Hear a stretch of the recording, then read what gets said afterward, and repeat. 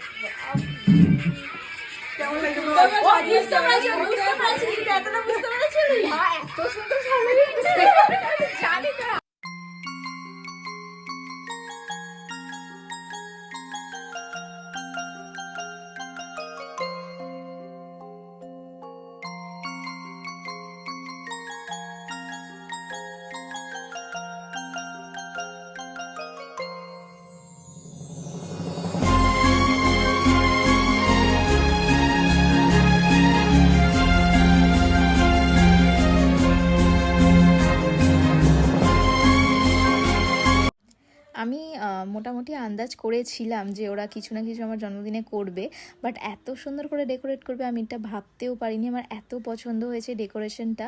তারপরে এখানে আমি একটু ফটোশ্যুট করে নিলাম। এখানে দেখো কি সুন্দর লাইট ওয়াইট দিয়ে ওরা আমার ফটোশ্যুট করাচ্ছিল। তারপরেই একটা কেক আমার বোন কাটিয়েছে আর একটা কেক ওরা কাটিয়েছিল। তারপর কেক কাটার পরেই এখানে সবাইকে আমি কেক খাইয়ে দিলাম। তারপর কেক খাওয়ানোর পর যে জিনিসটা হলো তোমরা শুধু দেখতে থাকো, আমি সবটাই ক্লিপ দিয়েছি, এখানে কোনো কিছু আমি কাটিনি। আর আমার এক্সপিরিয়েন্স ওরা জিজ্ঞেস করেছে, শোনো। আচ্ছা অপর্ণা, এবার বলো তোমার এক্সপিরিয়েন্সটা কেমন লাগলো? এক্সপিরিয়েন্স হচ্ছে সুন্দর, খুব দারুণ। আমি মানে ভাবতে পারিনি যে এত সুন্দর করে ঘরটা ডেকোরেট হবে।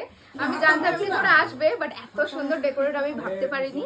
So thank you. তাও ডিস্টার্ব করছিল গাইস আমাদেরকে, তাও অনেক ডিস্টার্ব করেছে।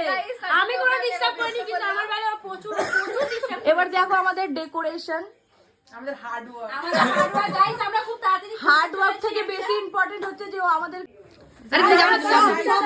চকলেটটা কাটো, চকলেট ভালো করে ভর্তি করো ওর মুখটা পুরো পুরো পুরো পুরো। মেকআপ খারাপ হয়ে যাবে। আমার কি করেছিল? একটা মেকআপ খারাপ হয়নি। ঠিক আছে, বেশি ঠিক আছে।